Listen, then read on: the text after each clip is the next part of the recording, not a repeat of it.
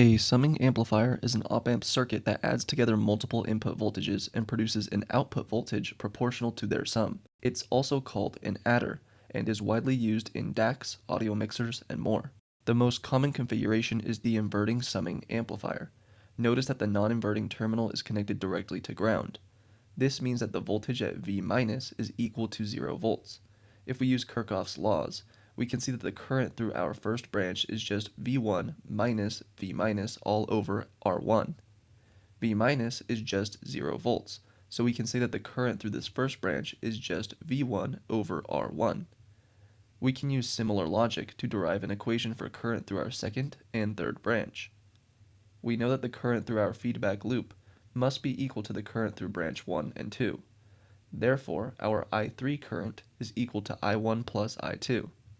If we substitute our currents into these values, we can algebraically come up with an equation for our voltage out.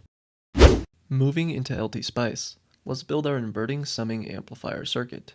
If R1 and R2 are both equal to our feedback resistor, then the gain will just be the negated sum of our input voltage signals.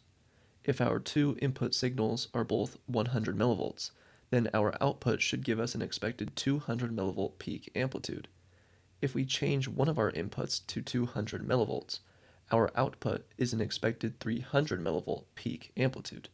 If we want to increase our gain, we can change our feedback resistor to 20 kiloohms. Using our Vout equation, we should expect a 600 millivolt output. Going back to our original configuration, let's say we have more than two input signals.